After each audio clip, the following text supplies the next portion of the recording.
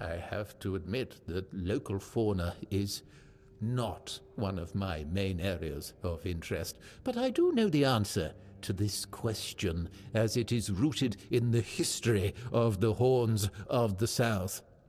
It used to be the case that a significant part of the daily catch was gobbled up by our troublesome coastal neighbors. So the keepers of that time found a very peculiar way to deal with the problem.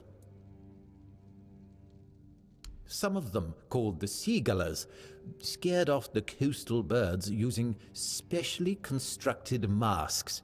They made them from feathers and pieces of tanned pigskin sewn together.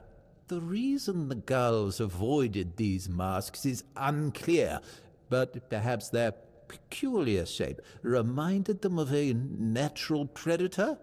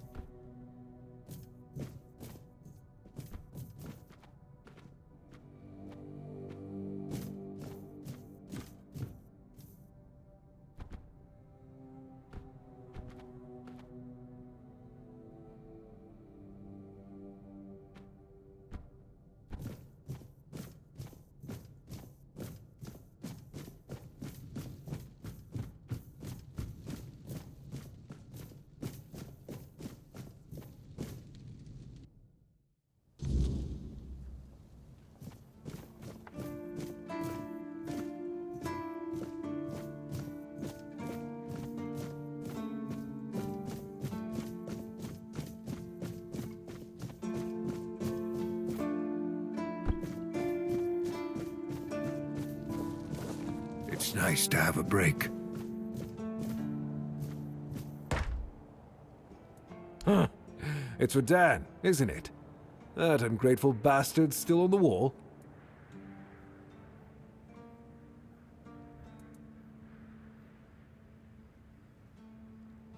Disagreement? Sure, you could call it that, and I guess I might have overreacted a bit. But since Dan is on the wall and I'm here, I couldn't tell him that I get it. The prank and all. And I forgave him a long time ago. Now that I think about it, it was a hell of a prank.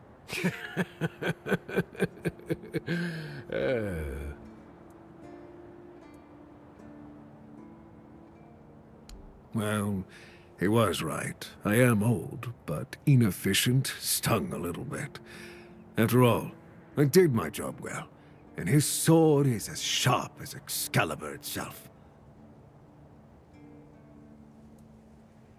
Well, I may not be angry with him anymore, but that doesn't mean I'll work my ass off so that his doesn't freeze. Here's an explanation of how to make it. Feel free to help him out yourself.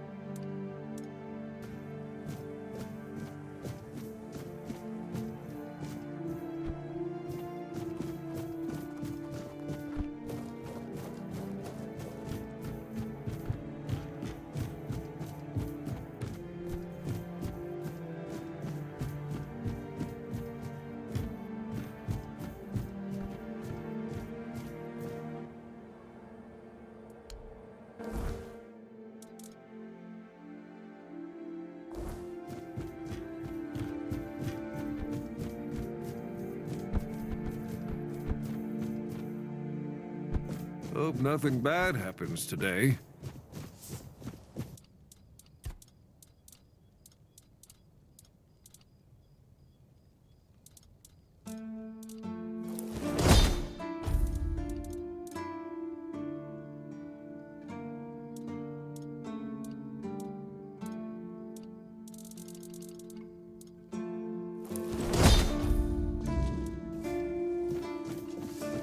Nice to see you.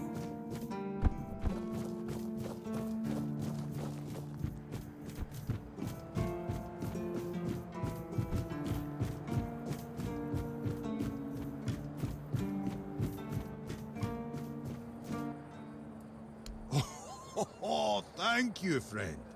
Let me repay your kindness. Even though I don't have much, I can at least tell you about something I saw a little while ago. It might be interesting for an adventurer like you. See those rocks near the shore? When it gets dark, sometimes I see a light there. I'm no sure what it could be, though. A bandit camp this close to the Horns? Impossible. The Daliata? No way. They wouldn't hide like that.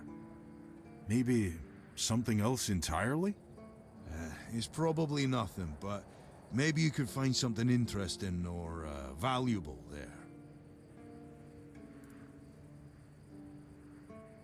Farewell.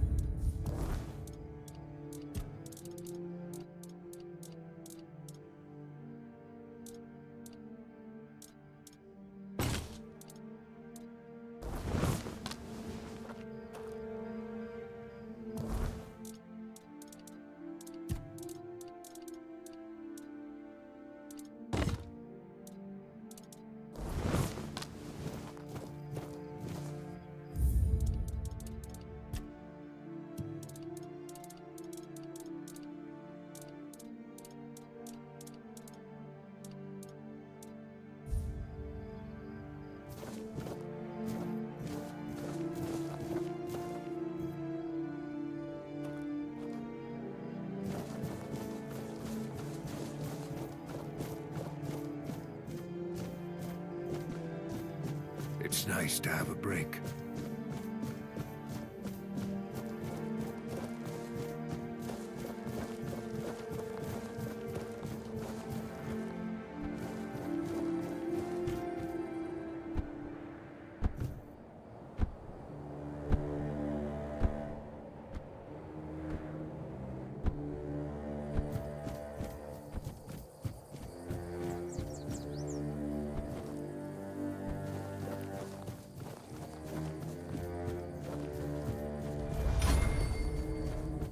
Oh, Mother have mercy. Not another one. If I let you pass, will you promise not to make any trouble?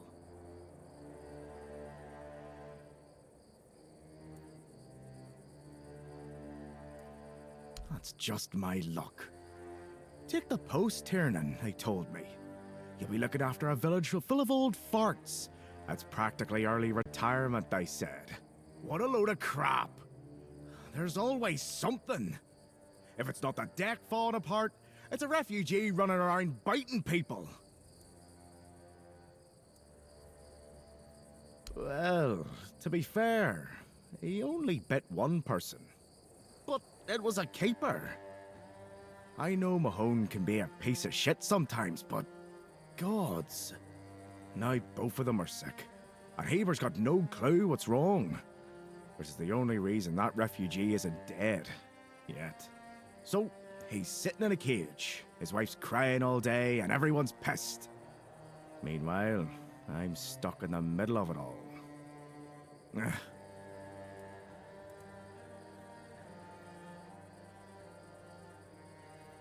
No need to tell me that. But I can't just go back to patrolling the walls. I'd be a laughingstock. I'd rather sit here and hope everything works itself out. I mean, everyone's gotta die someday, right? So whether it's me or them, at least my problems will be over.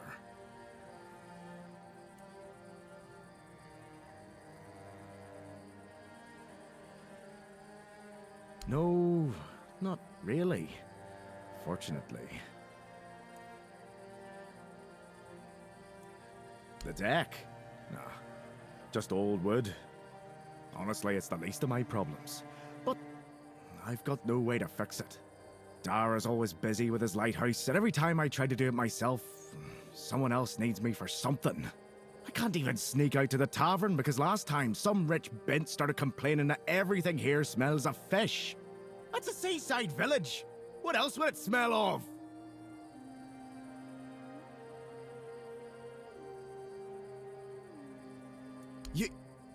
You do that? That would be a huge relief.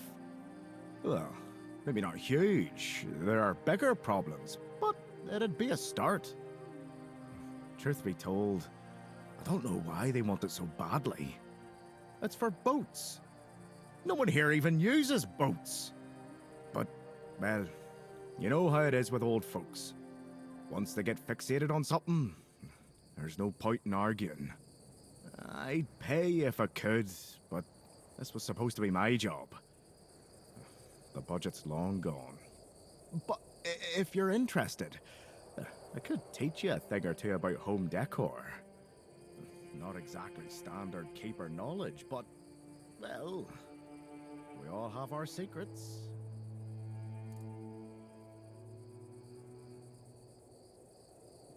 Surprised? Can't blame you. This might sound odd coming from someone stationed in a glorified fish bucket, but I've got a thing for furniture. The only thing more mismatched than the barracks around here is my career choice. But, yeah, I like imagining places where things fit. Where chairs don't wobble, tables don't look like someone hacked them together with a dull axe, and beds, well, beds don't feel like they're plotting your murder while you sleep. Not exactly a secret I broadcast. Most folks see me as Tiernan the Grumbler. But, hey, we've all got something that keeps us sane, right? Mine just happens to be daydreaming about nicer chairs. Oh, she's a real piece of work, that one. Her name's Lady Elisa. Something. I don't remember. She came here with her husband. Poor man. I never heard him get a word in. You know, sometimes I regret not getting married. But if I had a wife like her, I'd just end up being a keeper all over again. See you around.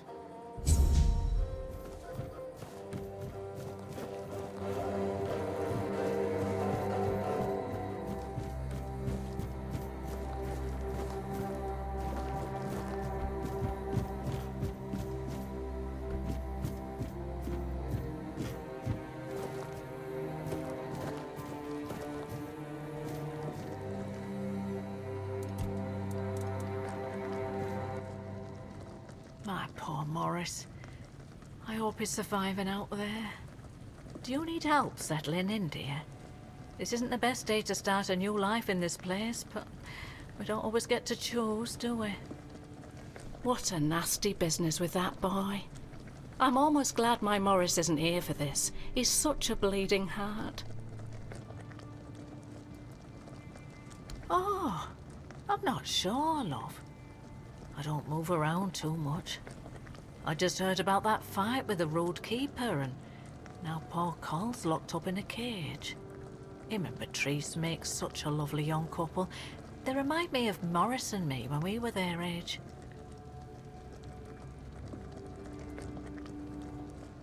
I'm sorry, dear. I hope I didn't offend you. I'm still not used to all this. You see, I was born in Little Grove and thought I would live out the rest of my life there, working in the orchards in the mornings and drinking warm cider with my beloved in the evenings. We never wanted to see the world. I guess sometimes the world doesn't give us a choice, does it?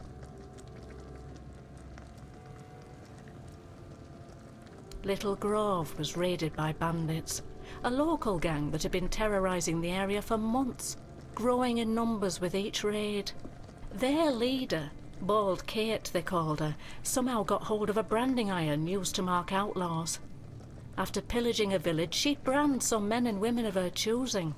That way, Kate made sure nobody would ever help them, and that they'd have no choice but to turn to her if they wanted to survive. My Morris used to be a skilled tanner. I guess that's why she picked him.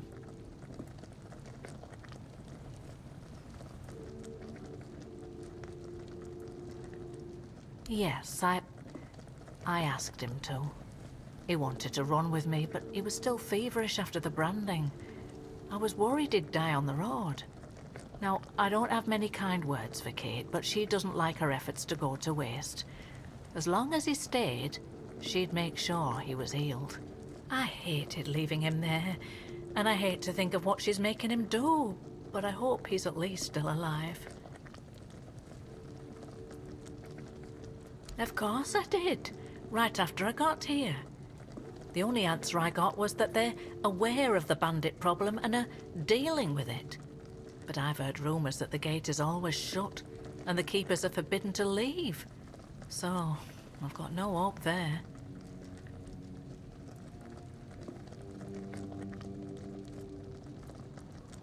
From what I've heard, they decided to stay in Little Grove for a while, drinking my cider to the last drop, no doubt. Not like they have to worry about the authorities. The only ones we saw were the Camelot tax collectors who came by once a year. Other than that, not a uniform in sight since I was a little girl. Oh, Mother bless you, my dear. That's all I could ask for. Please, let me know as soon as you learn anything. At first, it wasn't so bad, but now it gets worse every day. We just sit around here, doing nothing. Don't get me wrong, we have food, we have a roof over our heads, and we're grateful for that. But no one trusts us enough to let us do any work. None of us wants to be a freeloader, as they call us. I wouldn't mind a task or two to earn my keep and to take my mind off my troubles. I might not be all hale and hearty, but I've still got two good hands, which is more than you can say about some of the codgers living here. Be careful out there, love.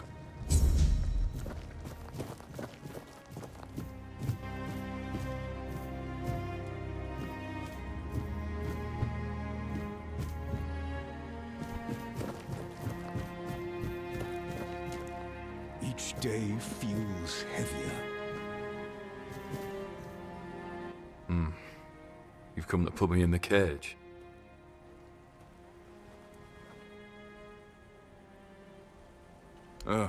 Sorry. Just a bit of grim humor. You know, about what's been happening here. Such a mess, isn't it? Cola's all right, and Beatrice, what a shame. Such a fine girl. Anyway, I'm Ellis. Nice to meet you. What do you need? Well, I'm Ellis. Goldsmithing is my life and passion, and between you and me, I feel like I'm losing my mind without it. When I hold tools and make beautiful things, it feels like I can bring some light into this wretched world. I wish I was somewhere where I could just do some goldsmithing, but I'm a bit scared. So, here I am. Sitting on my ass in some village listening to waves and the screams of seagulls and old men. Nothing to write home about, even if I still had one.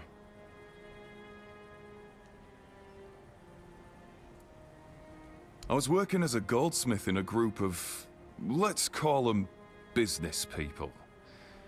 I was once traveling with a caravan that got attacked by him. Their chief was a smart guy, The moment he heard I was a goldsmith, he knew what to do with me. He got me converting all the jewelry they stole into new pieces. Do you want to hear what I did once? We went to Timberwall. The gang wanted to rob some merchant's house. We holed up in a seedy tavern and waited for the right moment. Then, one night they broke in. Came back with a whole load of trinkets. Beautiful stuff. The moment I saw it all, I instantly knew what I wanted to craft. They gave me a couple of days. I tinkered for a bit, and then, ta-da! Brand new merchandise. After I was finished, I dressed myself all nice, went to that merchant's house and went, "Good morning, kind sir. I'm a goldsmith. My work is renowned in all of Camelot. Would you be interested in what I have to offer?" You know what he said? Of course I would. That nonce bought the entire lot, even though I inflated the prices like a street peddler. And when I came back, the others couldn't believe their eyes. I thought I was gonna keel over. I miss that. Each day feels heavier.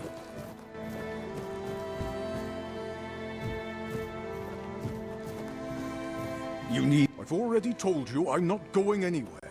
If you want something from me, then... Oh. I don't know you. I'm Dugald. You're not one of us. And you're not local either. You could have chosen a better time to come here.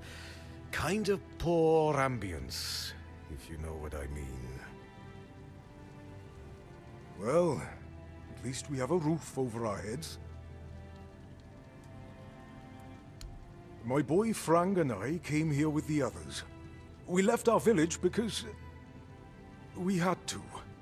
Well, I had to. But Frank is a good lad, so he came with me. I took him in, you know? Found the poor sod at the mill, sleeping in the hay.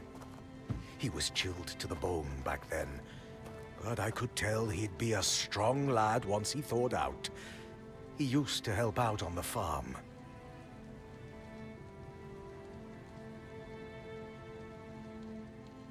He's young, but he already has a couple of tattoos. Tribal ones. Means he must have been cast out of the Del Rita. At first, the people in our village gave him dirty looks, but then they realized he wasn't a bandit. He was a good, hard-working kid. Then they started to treat him as one of their own. Frank is a quiet boy, and he doesn't talk much about himself. I feel like those days with the Reader are long buried for him. Almost like he never lived them.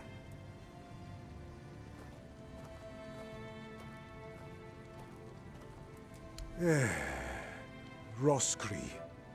Few shacks and a small field of grain. I was a miller back there. My daughter married a good, hard-working man. Eventually, I gave them the mill. Still helped around, but wanted to let the young folks learn how to work there. Then this kid, Frank, came along. Everything seemed to be going pretty well. Of course, something happened. Life here can't just be bearable. Oh no. Everything has to get screwed up somehow. That's the way it goes in this cursed land. My dear Trina and her bairn. They got caught by a weird beast. I started to hit the bottle and finally, my son-in-law kicked me out. I left Roscree. And so did Frank. He says he has some kind of life debt, and he won't leave me alone until one of us drops dead. I'm sorry too.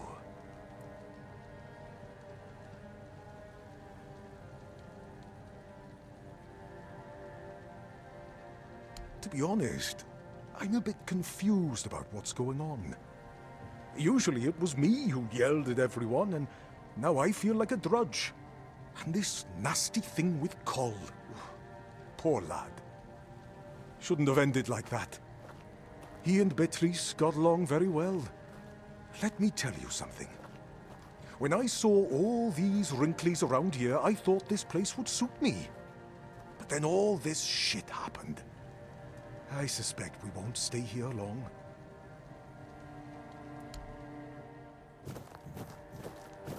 Something happened. Frang listens. I'm not from anywhere.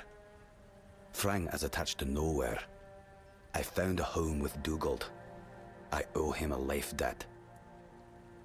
Frang was never a dull reader. Not without a name. Without a name, you are nobody in the tribe. Like me. And if that lasts too long, you must leave. I left and became Frang. Frang. A name, and not a name. Nothing happened to Frang. A stray, taken in by a miller. That's all. Frang cannot be a dull riada. His mother was. But the tribe decided that he was not worthy of a name. That is why he is not of the tribes. Conquer. Wolf. Strong. Important name. Not seen in the south for a long time. Must be dead. A place without a leader. As I see it, it will finally fall apart. One way or another. There are no tales about a place that survived without a strong leadership. And it's not about kings, nobleshites, or chieftains. Titles are just words that pull the wool over a man's eyes. What's needed is a strong soul with a strong name. And their names mean as much as Frang's, which is to say, nothing.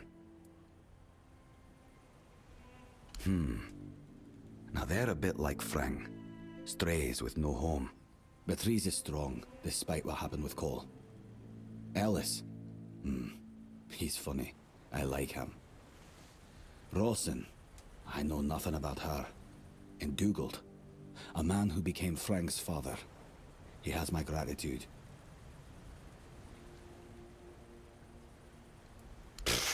Don't bother.